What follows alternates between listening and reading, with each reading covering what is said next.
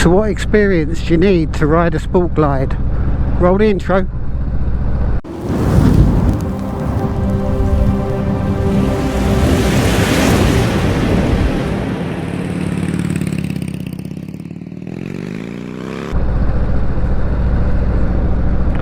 Morning and welcome to another video, and today I'm just going to be discussing the sport glide and what I think, in my opinion, what experience you need to be able to jump onto this bike, because I see lots of videos saying, is this a good bike for a first time bike, so on and so forth. So I thought I would address this from my perspective. Now I'm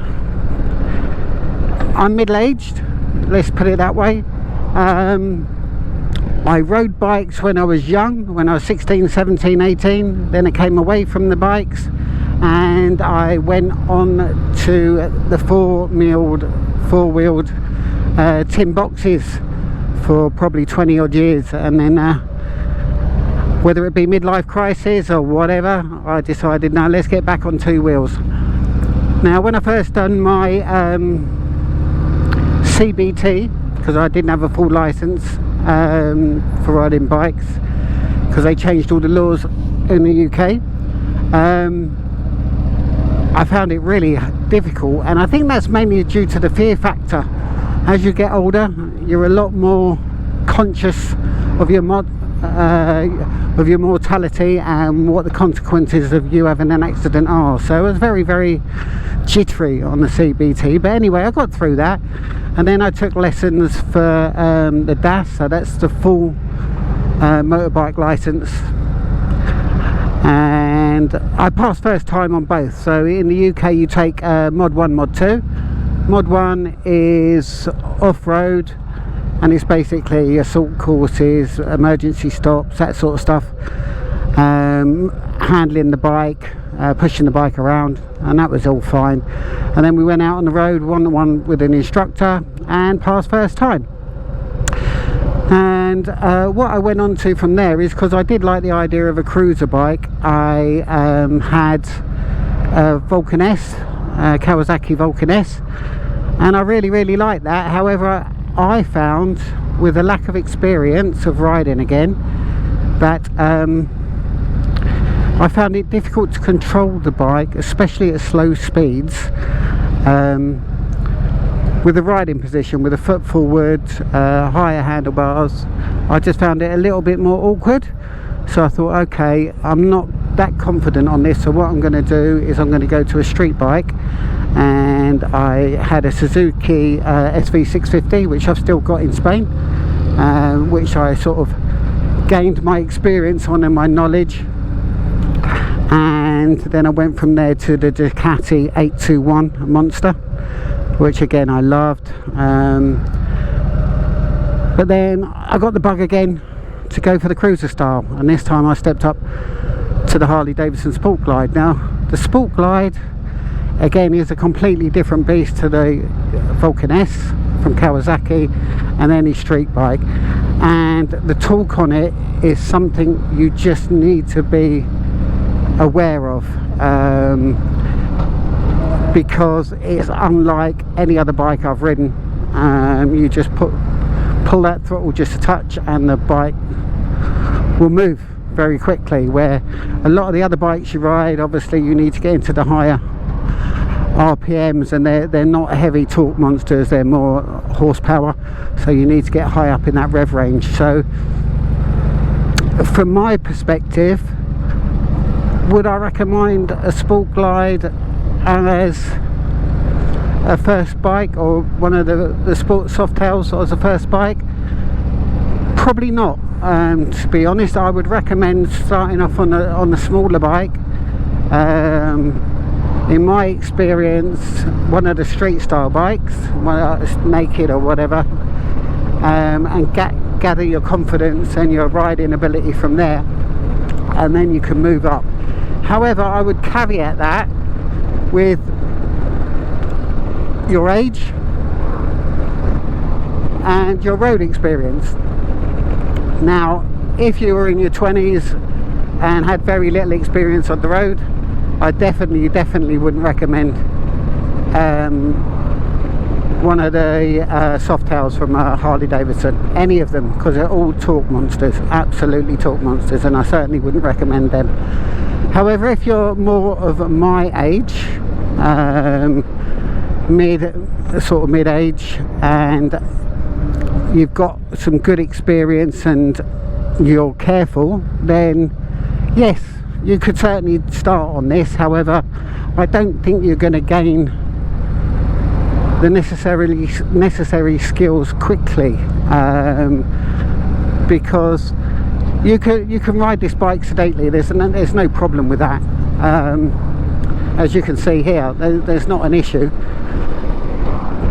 but there is a hell of a lot of power at the low end to get you in trouble very quickly, and if you're that little bit more mature, you're aware of that, and you're more aware, I personally think, of your limitations.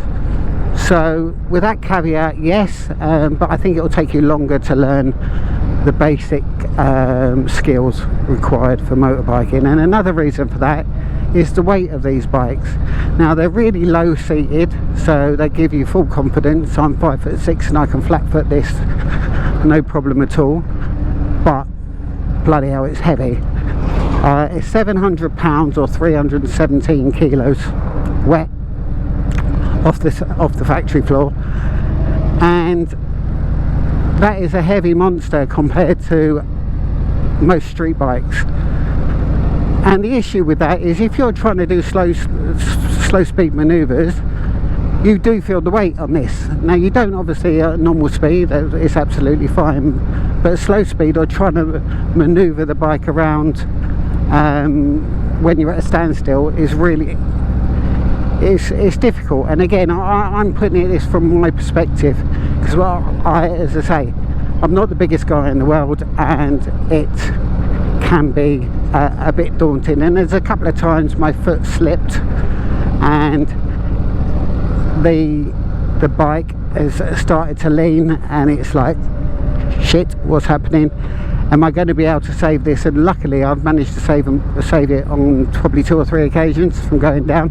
That's just from my foot slipping underneath me on uneven surface. So that's just something you need to be aware of. And as I say, it's not a reason for you not to ride it, but it's something that you need to be aware of. So I need to suffix this with just saying, I love this bike, absolutely. I can't fault this bike. Of all the bikes that I've had, this is the most comfortable, this is the most fun. It's not the best handling in comparison to a naked street bike, but it handles just fine. Everything I need it to do, it does with ease. So yeah, would I recommend getting a Harley Davidson? 100%. Would I recommend getting a Harley Davidson Softail as your first bike? Potentially, but you need to you need to keep your eyes open and know what you're letting yourself in for, because it's a costly error if you get it wrong, or if you drop it, or if you come off. God forbid, I mean, a bike can be replaced, but you can't. And as I say, these machines have the ability to trip you up at the low end really quite quickly.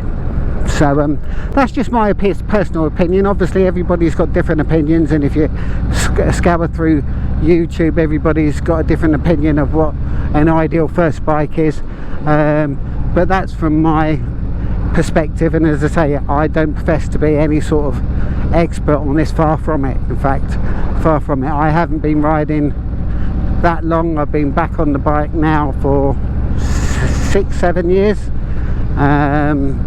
from a child, and it's a teenager, and it's a completely different experience now, because of you're aware of your mortality and your responsibilities. But yeah, let me know your comments below, and let me know what you think. But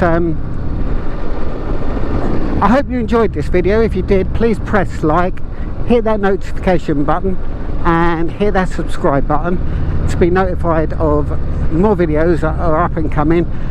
And most of my videos are around Harley Davidsons, but I do certain other videos of gear review, gadget reviews, and I often do a few, other test rides as well, and some footage of me down in the south of Spain on my Suzuki SV650. But yeah, I really appreciate you sticking around and watching this. Let me know your thoughts below, and hopefully I will catch you next time. But in the meantime, ride safe, stay safe, and I'll catch you next time.